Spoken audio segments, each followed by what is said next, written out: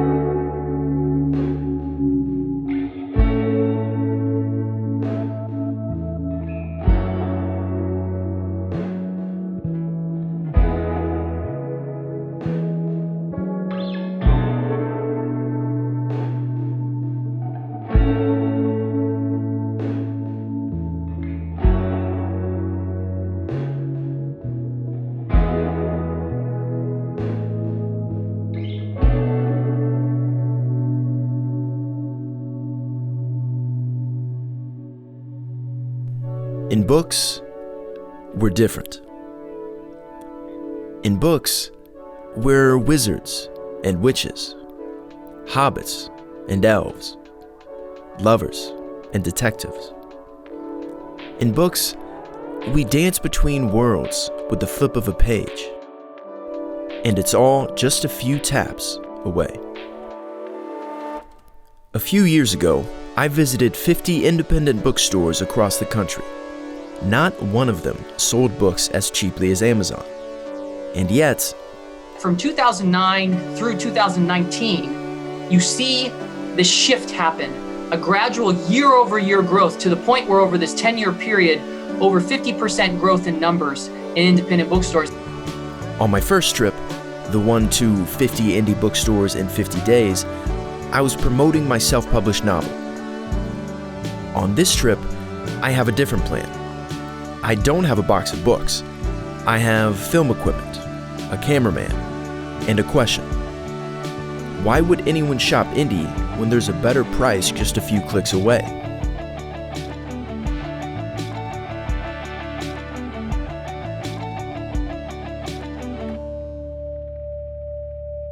The most obvious differentiator between Amazon and indie bookstores is the physical, human, in-person experience.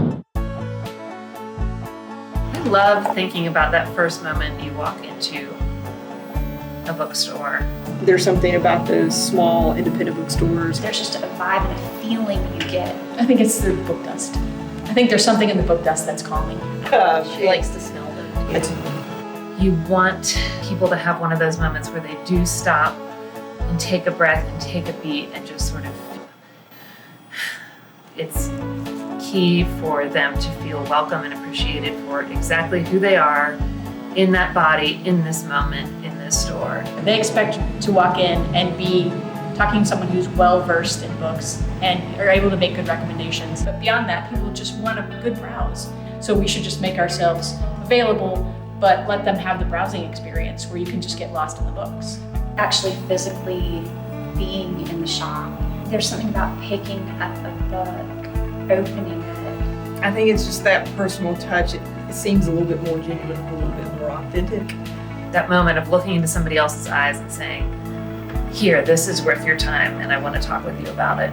Interacting with the people in the place, and there's a little bit of magic that happens in the bookstore that you don't get online. You know, I'm essentially doing sort of what the computer does if I'm just matching something you've already read and enjoyed to something else that we have, that's the algorithm the computer uses. Perhaps I'm being boastful, but I believe that I'm more valuable than an algorithm. Booksellers have a better ability to not guide and not make a decision for you about what you should read, but maybe point you toward things that you haven't considered that you might like. That's where the computer can't go. It can't make that leap to something completely out of left field that might be just the thing. You feel like somebody actually cares about you than just advertisements coming at you. What has surprised me is how much I really get close to my customers. They become like your family in a way. They really do. Because in a world where we're constantly connected to other people, but maybe feeling less meaningfully in touch with them. We can make good environments in bookstores. It's shared and it becomes a community place. We have made it to Birmingham, Alabama, which means we've finished the first section of our trip. We've gotten used to staying on couches for the past few days. We have a routine now. Wake up really early, drive a couple hours to bookstore number 1, shoot for about 3 hours, get on the road, drive for another 2 or 3, shoot at bookstore number 2 for another few hours, and then upload all of our footage, back things up, and repeat. All in all, a great first leg of the trip. Had some great conversations with booksellers about the importance of in-person, in-store interactions. I can't help but think that maybe younger people don't value that face-to-face connection as much as older generations.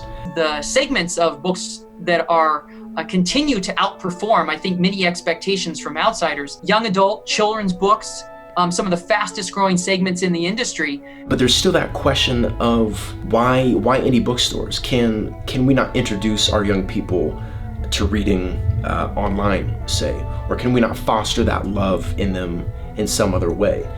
What about indie bookstores makes them uniquely suited to growing this love in kids? That's the main question I have for booksellers going into our next leg of the trip.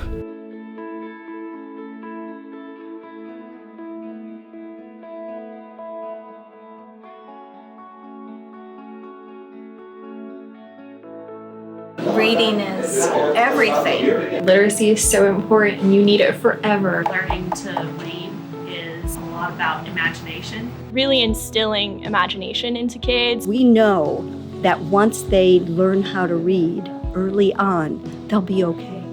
Because what really matters, right, is that they get it. They get the magic, they want more. When you can have the books in an interesting and exciting environment, it just makes you even more excited to read them. For kids, walking into a bookstore like this, it just inspires them to be creative.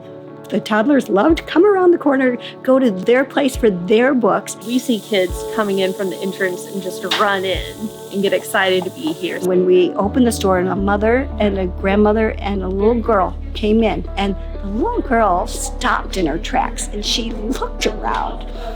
And I said, "Tell me, what words best describe where you are right now?" And she said, "A home and a library." And I thought, okay, I think we did it. In the 19th century, when there was no television and there were no electronic devices, families would sit around and read stories to one another at night. And this reinforced the family experience. Kids gravitate towards things that become beloved early on. So probably one of the most precious things that kids can get is story time. We do story time here twice a week. We have dedicated Saturday morning story time. Every Saturday morning for the kids. They're all sitting and engaging in something together. And they're all patiently listening together. If I'm sitting there with my nephew and I'm telling him the story of the bear, where the boy is chasing the bear in the forest and the bear turns around and my nephew goes, "Ah!" We have shared an emotional experience. That's what kids remember. That'll be something that'll stick in their head. And that is the fundamental common ground of mankind, is in the stories that we tell. We are in Florida, I think. Thus far on the trip, booksellers have presented a compelling case for shopping at indie bookstores. The first reason has to do with the in-person, in-store interactions. The second with the ecosystem that indies have created that fosters a love of reading in our young people. Both of those reasons have to do with togetherness, with convening. So, I think the obvious next place to turn to in the interviews is the book lover's favorite place to convene, which is the book club.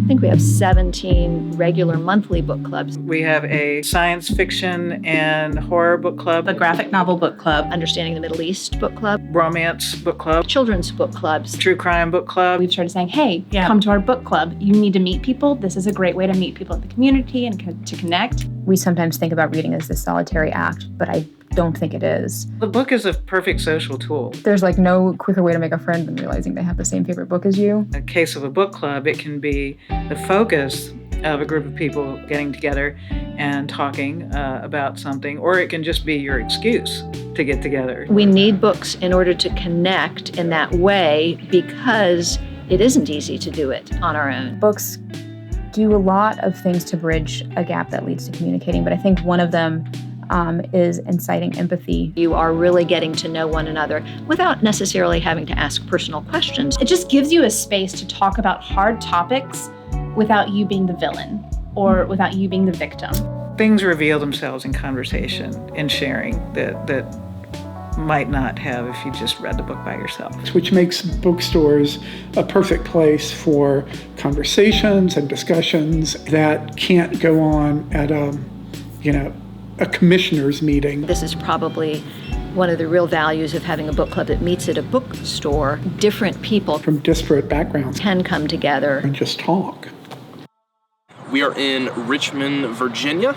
There is a hurricane behind us. It has been tailing us for the past 100 miles. Hopefully none of our bookstores down the road will be hit, but we'll see. In the past few bookseller interviews, my stereotypical idea of a book group has been corrected. But there are also very important conversations that happen, conversations that continue in other kinds of events. We have been having quite a few really great authors come in. We had a fantastic author recently. We're bringing in authors far and wide. These other events seem more commercial, at least that's my theory, just bookstores trying to sell books. But we'll see what the booksellers have to say.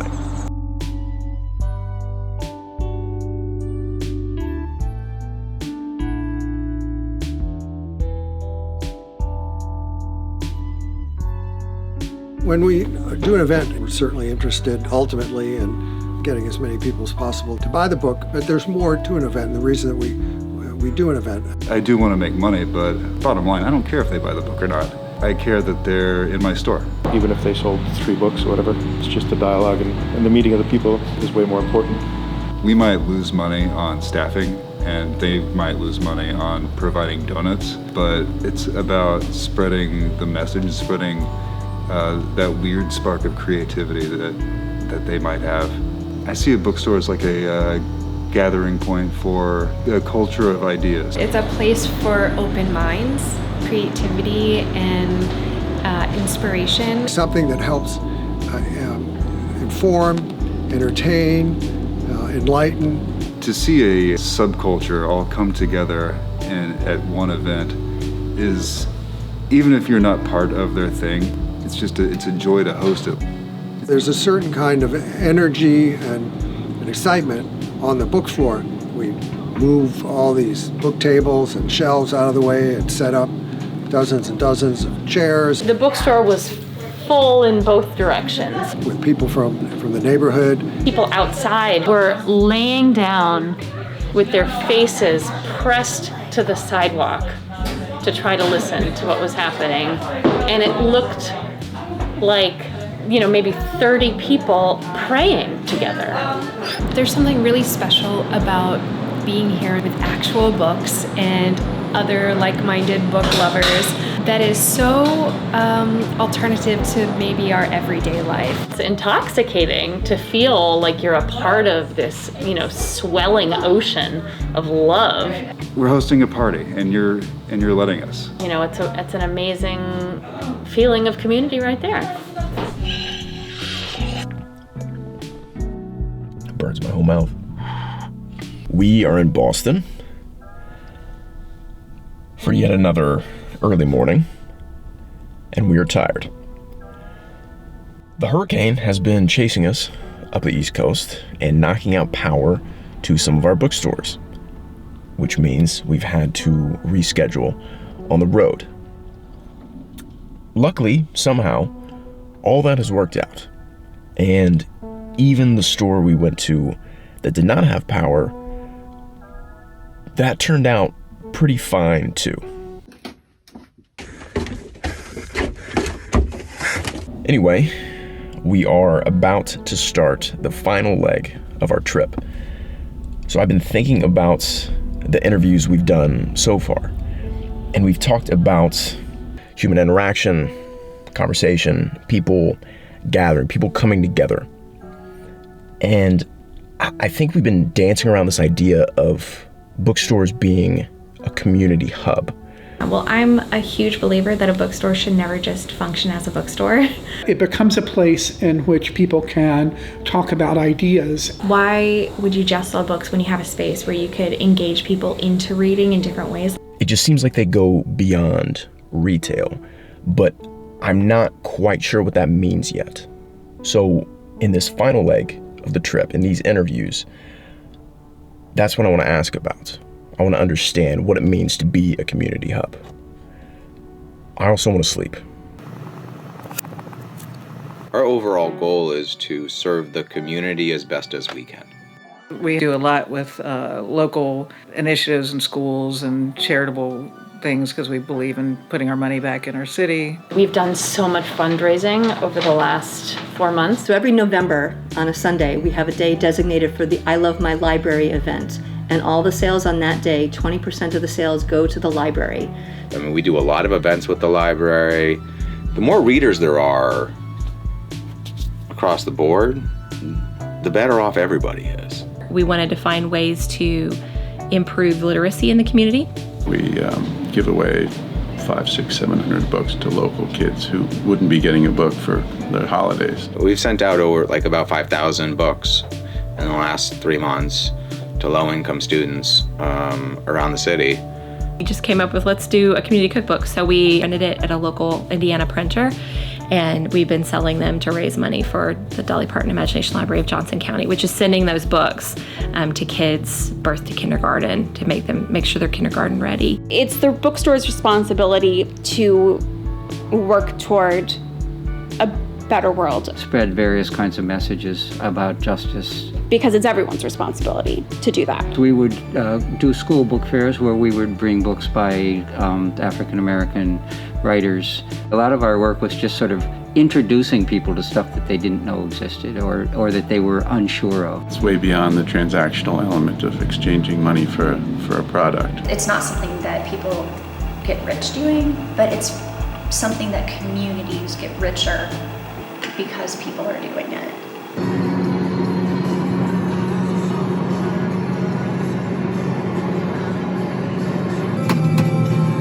Well done.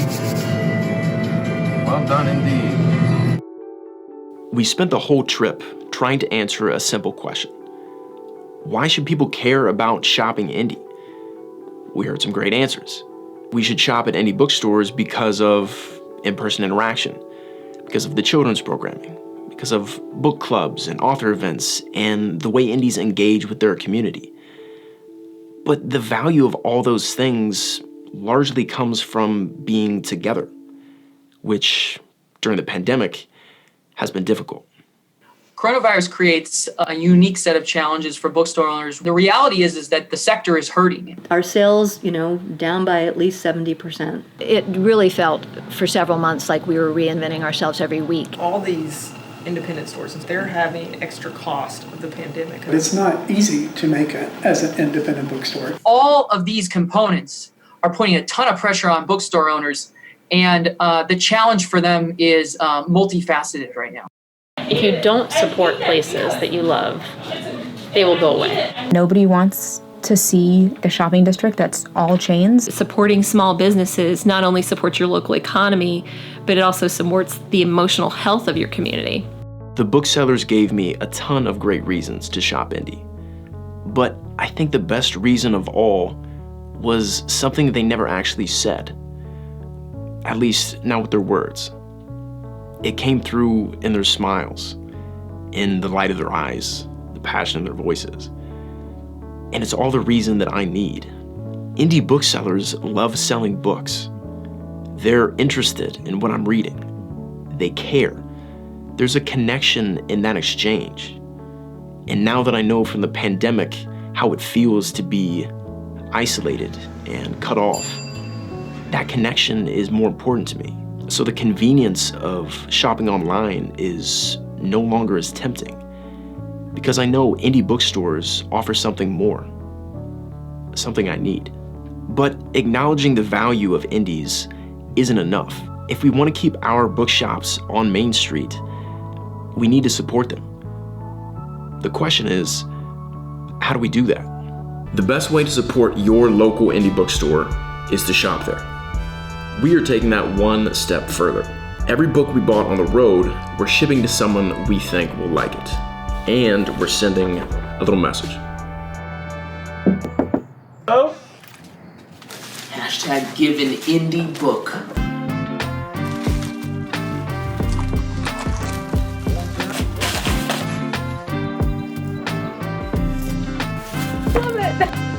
So, the next time you're about to buy a book, think indie. Because those booksellers will love selling to you. No matter what you look like, who you like, or what you read. Because in books, we're all different anyway. And in bookstores, we're all different together. That's really what it comes down to. The main question is, who cares? Why do bookstores matter? And why should people really give it a second thought? The idea of this bookstore being born was the idea that we needed a community space to gather and to read and to engage in something we all love that isn't encouraged socially in a huge way. There's a lot of other experiences that you could have as a consumer where you feel like I am not enough.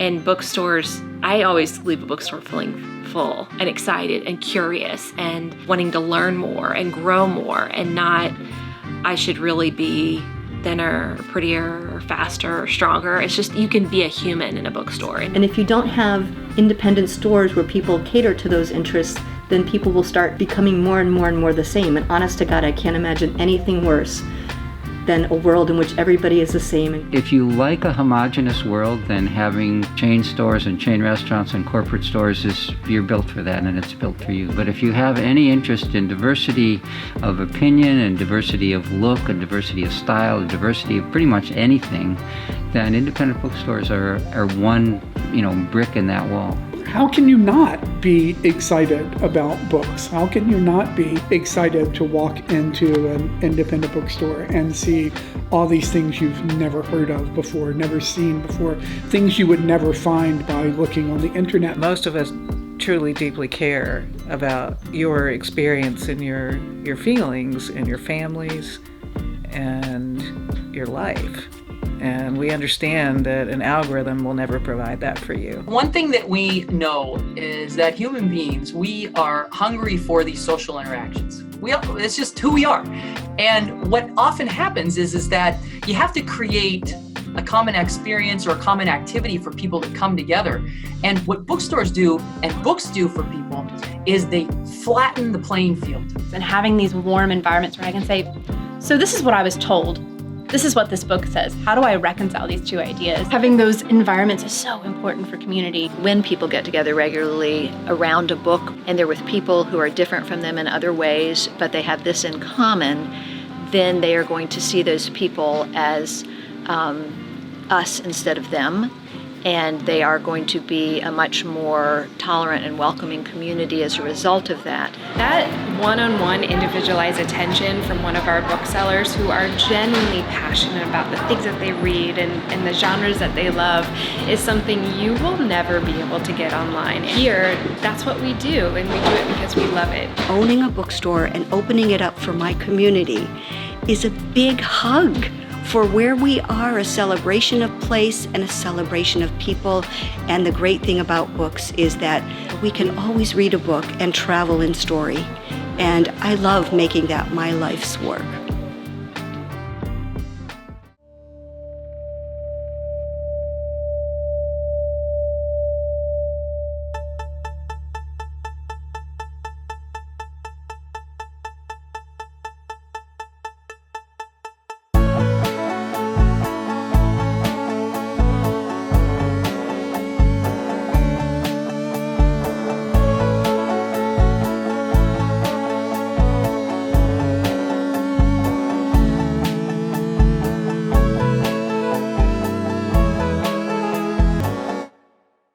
Funding for this program was provided in part by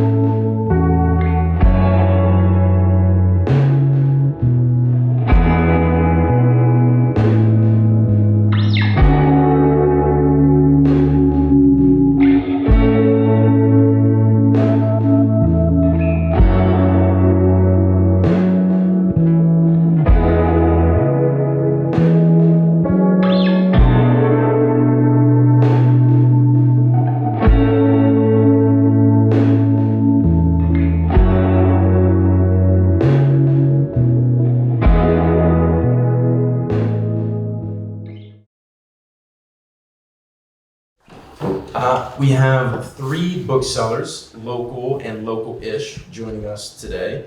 To my immediate left is Ruth Rodriguez from Antidote Books, just up the hill. And you are from Houston, Texas, correct? Yeah. Okay. And you've been running Antidote for 5 years now. Correct. So just getting up to speed in the book world. To Ruth's left is Nancy Browse, who is the owner of Everyone's Books, just down the way here. And Nancy, I was looking, are you from Providence originally, or where do you hail from? I'm from New York. I've lived here since I opened I'm from New York. I've lived here since I opened the store 38 years ago. Okay, so from New York originally and opened the store almost 40 years ago. And last but not least, Molly Hill of Old and New England Books in Newfane, soon to be the Wild Book Company. And are you from Newfane, Molly? No, I'm from California. From California, okay, so we have a nice geographical spread here. Those are our panelists, and I want to start with an easy question, or maybe not for you all, I'm not sure. What is your favorite bookstore that is not yours? We'll start with you. Amherst Books. Okay, in Amherst? Yes. Okay. Nancy? Boy, that's tough. There's a lot of them. Yeah, wow. Oh. Can you have one? Of course. Well, no one will know it. It's Copperfield's Books in California, in Petaluma. That's a used bookstore and a new bookstore. And they have an incredible, the whole children's section of your movie reminded me of Copperfield's. They have an incredible children's section and just really knowledgeable booksellers too. It's my favorite place to go. It's in Petaluma, California. Is there a way to turn that up a little bit? You just gotta remember to hold it as close as you can to your mouth. I think I would have to say at this point, Bear Pond in Montpelier. It's a lovely store, owned by a lovely woman, Claire. Okay, maybe not the easy warm-up I was going for, but we got there. Nancy, I won't try to guess whether it's easy or hard anymore, but the film is kind of structured as a 7-paragraph essay in a way of listing the reasons why independent bookstores are valuable to the community. And those 5 reasons in the film are, those value adds are in-person interaction, children's programming, book clubs, author events, and just kind of the charitable work ingratedness in the community that bookstores bring to the table. Of those 5, does one jump out to you as your favorite or particularly important? Well, I would say certainly the involvement with the community. I mean, our store is pretty much dedicated to being involved in the community, so I would have to say that one. We're definitely much more political than probably almost any of the other stores that you showed. Maybe Politics and Prose is comparable, but I'm not quite sure. We're definitely, that's who we are, we hope to speak up with a community with a loud voice about what the values that are important to us. And we also try to do as much fundraising for community organizations as possible, in addition to being a great zone for people to rant about what's going on in the country right now. So I'll give one example, and then I'll move. One example is that every bookstore gets a bunch of advanced reading copies from publishers, and we sell them. And you're not supposed to sell them, but we've talked to all the publishers. We sell them for money for immigration justice. We ask for $1 for advanced reading copy or for older books, and we give all the money to immigration justice. So that's one thing that we do. One example. We have a lot of other things like that. Which for a low margin business is unusual. Usually if you're that slim on margins, you want to take all that for yourself, and a lot of bookstores spread that love around. Ruth, I have a quote for you from a bookseller and writer named Jeff Deutsch. He runs the 57th Street Co-op in Chicago, one of the largest bookstore chains there, and recently wrote a book called In Praise of Good Bookstores. So the quote is, "The bookseller's work is not exclusively, or I would argue primarily, retail work. In other words, their labor won't be duly compensated by the margins of book sales alone." So if the bookseller's work is not primarily retail, then what is that work, and how else besides monetarily could you be compensated for it? It's like you're selling something, and to say that's not primarily retail seems like a strange thing. Yeah, I think that a big part of it is knowing that your work is valid and that you get paid through your passion. So. And the passion, right? And how does that passion come out in the selling process? Because there are multiple ways to sell a book. You can come up with a web page and throw that online, but the passion is probably a little different when you're talking to someone in the store. Of course, yeah. So next question, this one is from Molly. You've just gotten into the book business. Well, you've been around it for probably years. Yeah, my mom started it in 1993. In 93. And now you've chosen to take the plunge yourself, despite seeing how difficult it is financially and all the other challenges. So I'm just curious what caused you to take that plunge, because it seems like a risky endeavor. Yeah. Well, first of all, I didn't know how hard it was behind the scenes. My mom was always very graciously selling her books and running the bookstore, and it's a beautiful space. So it seemed like, well, there's probably not a lot to that. And now having inherited, I basically have inherited a bookstore. I realized that for me, it was at first easy because I just turned on the lights, figured out how to take credit cards, and all the books were still there. But now I am going in a new direction and buying my own books, and it is a ton of work. But I had a vision. I love books. I've grown up, reading. My mom is a passionate reader. She instilled that in me. And I want to continue it. I have a display over there, and you can see there's not enough table room for all the books that I wanted to share with everybody who came today. So the passion, the connections, that's exactly why I'm trying to do it. Quick change of gears here, Nancy, since you are the most veteran of the group in the industry.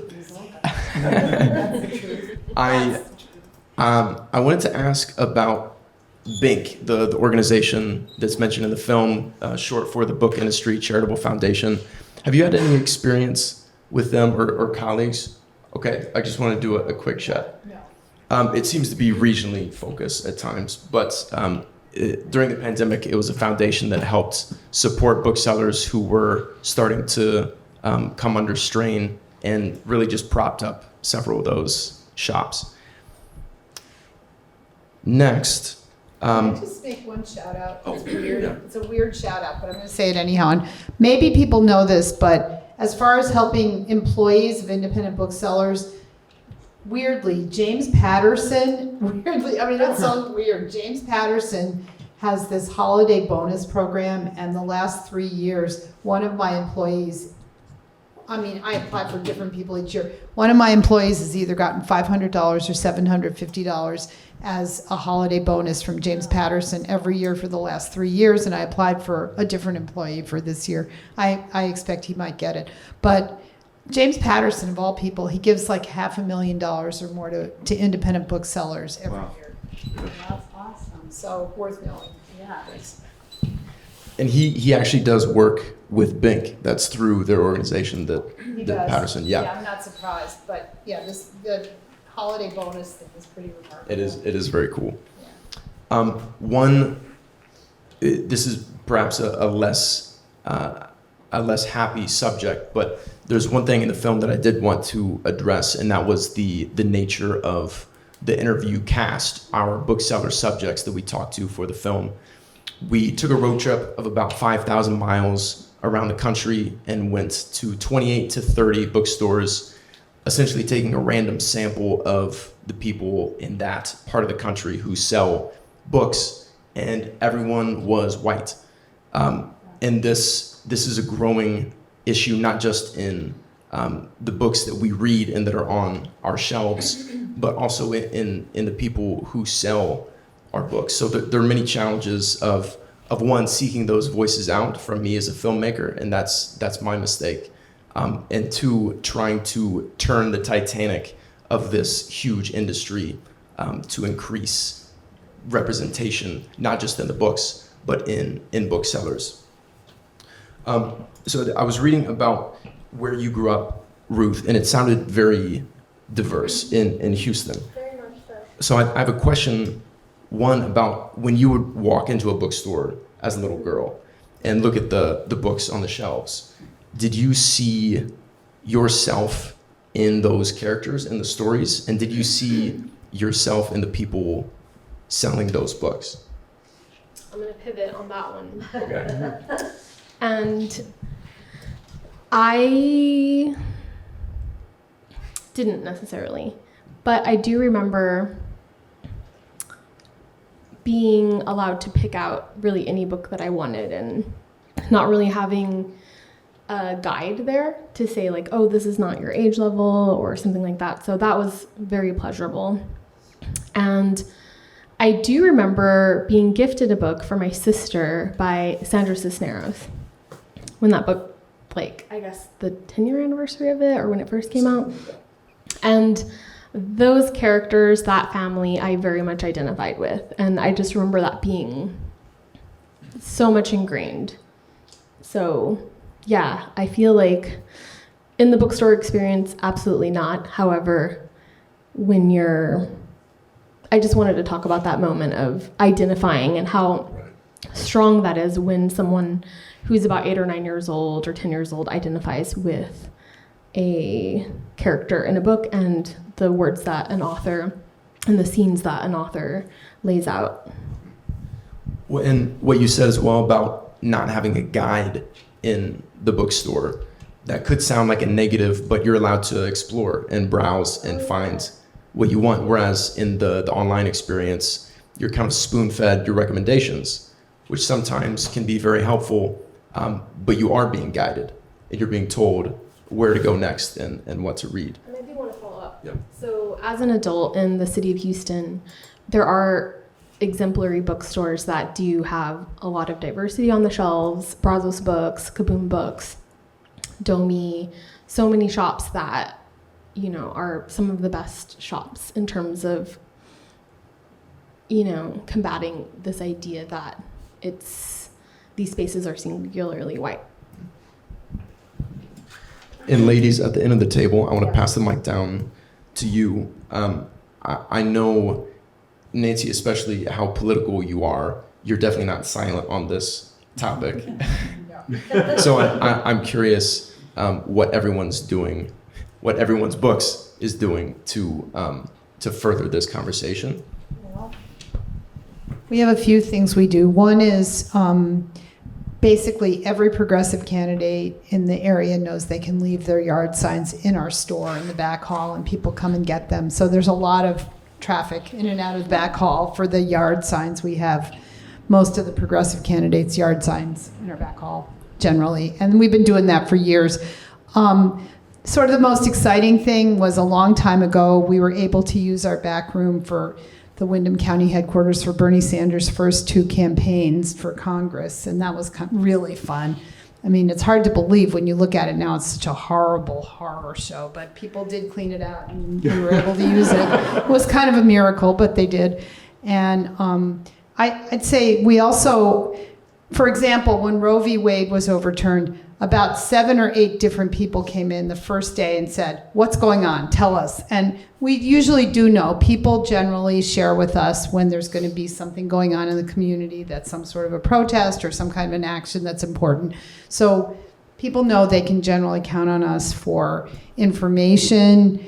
And also, you know, obviously we have a lot of bumper stickers, pins, all that kind of stuff. We've done that for years. But we really do try to be, you know, to live our values and to help our values be part of the store. I had a big verbal fight at a NEBA conference with Chris Morrow of Northshire because I refused to carry the books by the Trump administration flunkies, and he thought I was being extremely unfair to the citizens of Brattleboro to not have books by people like Pompeo in my store. So we had quite an argument. That's all I'll say. We do not carry that stuff. They could buy those on Amazon. Mike was in the film. You probably saw. Mike Pompeo? Oh no, sorry, Chris. Chris. I saw him. Of Chris and I are not exactly. But let's put it that way.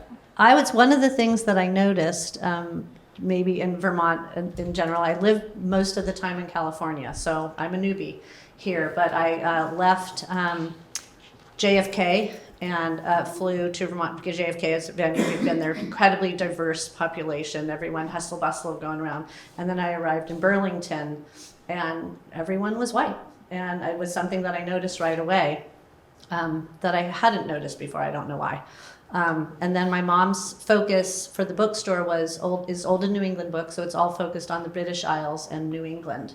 So, I mean, wherever there was a story or a tale or a history with diversity, it was there, but there just weren't that many. And so it's been quite fun for me to hear all the new voices, find different stories, find different voices. I have a bunch on display over there, but it's hard to keep track of them. Yeah, and I do hope that when some kid comes in the bookstore, they see a book that speaks to them, like it's their color or their culture or their religious affiliation or their gender identity. So I'm trying to branch out that way. And Molly, you can keep the mic. I have another question for you. Because you're so new to the trade, I'm wondering if there's anything that you didn't anticipate having to do as a bookseller. We have this image in our minds of what it is to be a bookseller, sitting behind a counter, reading for hours on end. Who has that? Waiting for people to come and ask my recommendations. No one that's ever worked in a bookstore has it. I know, but the laugh says it all because it's so far different than that misconception from outside looking in. So, Molly, now that you're on the inside, what has been the most striking difference between the preconception and the reality? Well, because I was, inherited the bookstore and all the books were there, I then had this moment of like, oh my gosh, at some point, like I'm going to be getting rid of a lot of these books because they won't fit my new vision. And, oh, I'm going to have to fill these cases with books. And that is tons of work. It's super enjoyable and pleasurable work. Just this morning, I spent 2 hours just reading about books, looking at reviews, ordering books, and I ordered 15 books. So that it's a really, it takes a lot of time that I didn't realize. And then it's also probably not for both of your bookstores, but it's kind of lonely. So please come to my bookstore in Newfane because it's kind of off the beaten path. But there will be days when nobody comes in, from 12 to 5. And I'm doing work and I'm doing things, but it's really, the pleasure is having people come in, and the whole idea of connections and the box. Imagine going to a store and going to a town and there's not any bookstore. And then you go, the next, worst thing might be you go to a town on a vacation and there's only a Barnes and Noble. And then, the joy is like, oh, there's a small bookstore in the town that you're visiting. But in the Barnes and Noble, like, the guy's not gonna come up to you and tell you the story of the painting he saw in the book. And in the independent bookstores, they do. They're kind of looking for that, and that's what I love. It's got a roundabout way up. If you have The difficulties. Ruth, I'm realizing now that a couple of my questions for you are quotes from someone else. I'm having you comment on them. Another quote. I like quotes. This one is from the woman sitting next to you, so this could be interesting. This is, Nancy, your letter to the editor in the New York Times a couple years ago. And let me read your words back to you. While Amazon is always a presence in retail at this time, we do not compete with Amazon. What we offer is something we will never cede to an algorithm: commitment to making the world a more just and compassionate place. So, Ruth, you've been in the business now for 5-ish years. Would you say that it's true that you're not competing with Amazon, or on what side of the fence do you fall on Nancy's quote? I don't want to stir up drama between you two. I would say that if you had asked me a couple of days ago, I would have said, you know what, Amazon, I don't compete with, because I think the kind of entertainment that we're competing with is one of the reasons why we named our bookstore Antidote was because I wanted a space that was an antidote for the age of technology. And I feel like we're competing for different kinds of things. Like, we're competing against Netflix. We're competing against spaces and entities of that nature at this point in the game. And Antidote is supposed to be it's the space that we create as the antithesis to the disconnection between places like Instagram or that's the place where people connect as well, and community, things of that nature. But the disconnect between just reading online, whether that's like journalism or just getting lost in other kinds of technology. So, but a couple of days ago, I did notice the insane margin, the insane discount that books are offered on Amazon, new books, like 50% off the list price. So that does seem pretty unconscionable when we're talking about the margin that we're able to we're able to receive and purchase the books at, because if we do have readership, then I thought about it and I was like, well, we need to at least stand a chance when it comes to selling these books. So I believe that bookstores are spaces where you don't have to rely on an algorithm to sell you a book. And I think that's a good thing. So a big part of our name is kind of built into this question. Nancy, do you have a rebuttal? Do you feel the need? Are you still agreed? That was controversial. Okay, I just wanted to check. I can fill the time with more questions, but I wanted to open it up to the audience. We have one I saw in the very back first. Hi, Mason, how did you choose the bookstores? You said it was random, but how did you choose the bookstores you visited? I mean, there's some really cool ones I want to go to, and you didn't get there. So tell me. Yeah, so the question was about how we chose the bookstores we went to on the trip. It wasn't truly a random sample, I suppose. There were a couple variables that skewed the sample in various ways. So one of those was, for the sake of promoting the film upon release, we tended to go to larger stores with larger social media followings.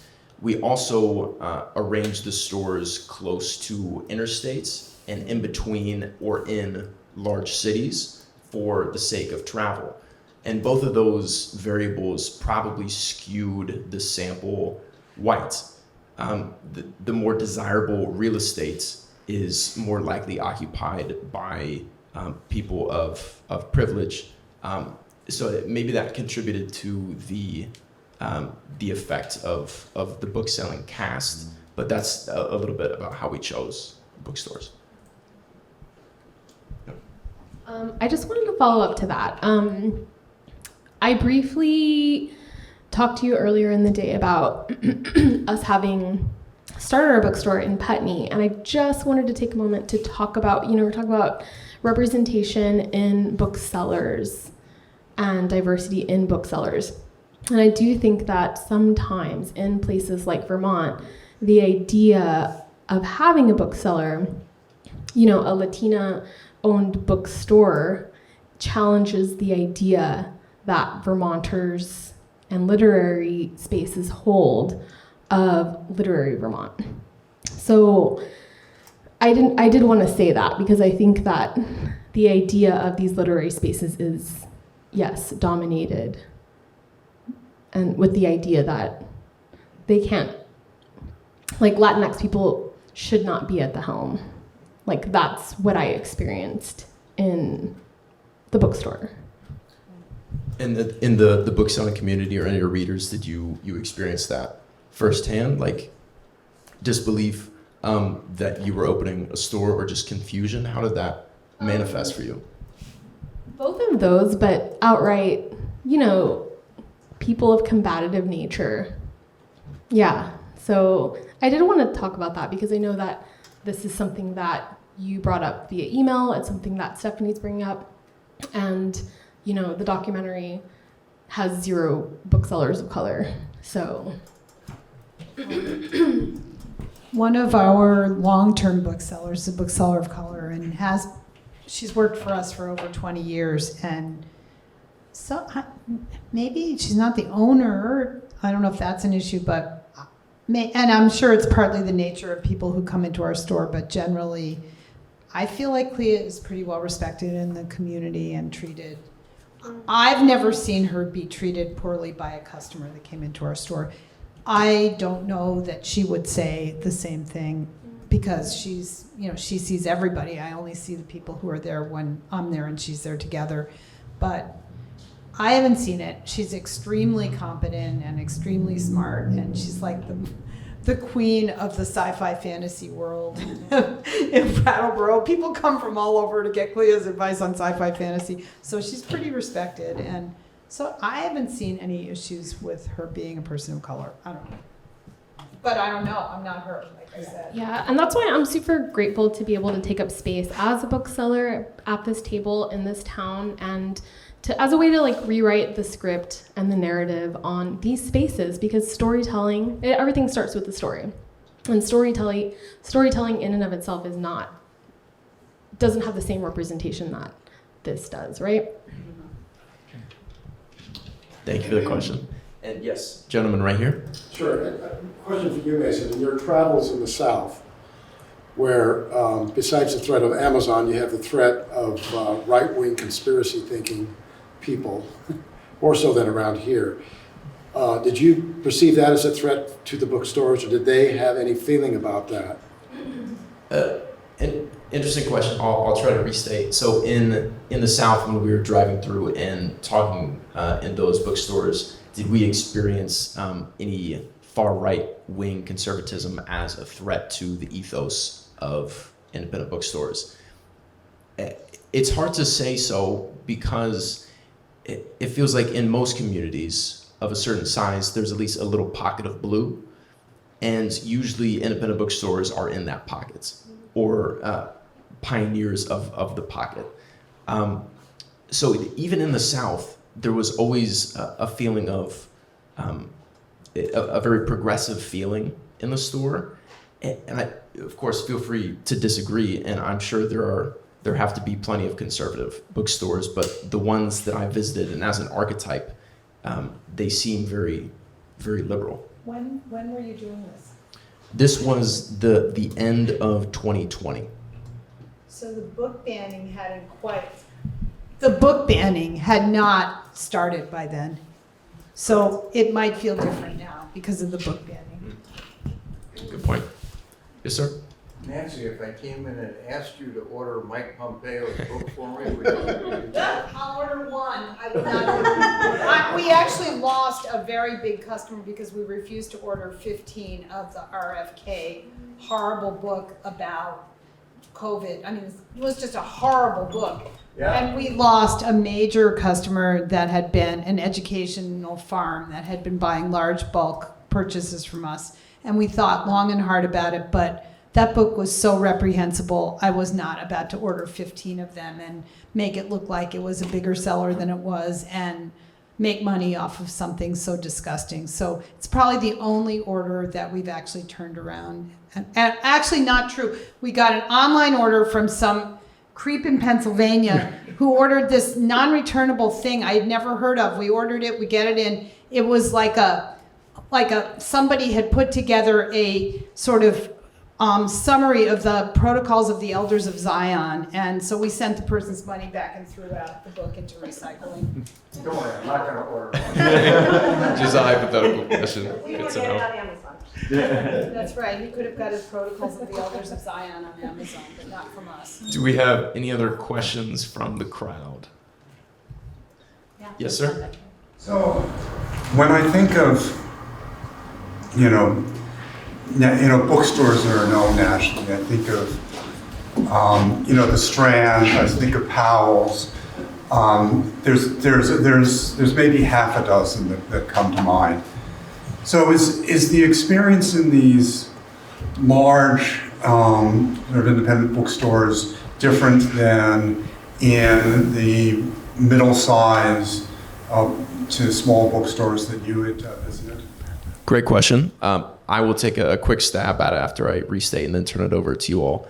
The question was, compared to these smaller boutique stores that you see in small towns, is there a marked difference in the bookstore experience in large cities where they have very big stores that are nationally and internationally recognized? Yes, definitely a big difference from the outside looking in. Similarities, of course.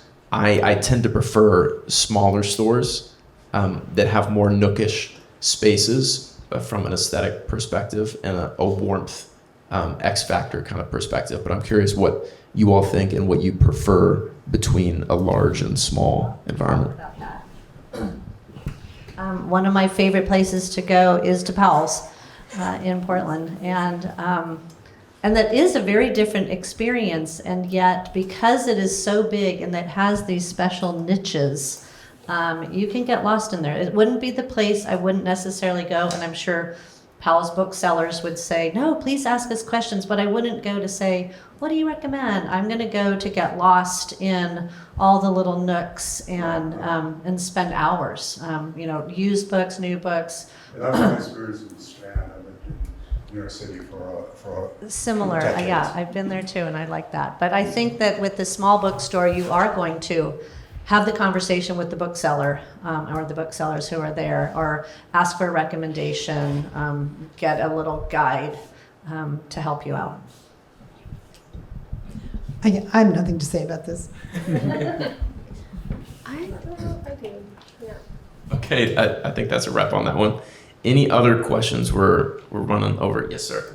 Yeah, sure. Nancy, if I may, as you've overseen one of the most important bookstores in the country for several decades here, are there 2 or 3 things from a bookseller's point of view that have changed significantly now that you see or feel now that you didn't a couple of decades ago?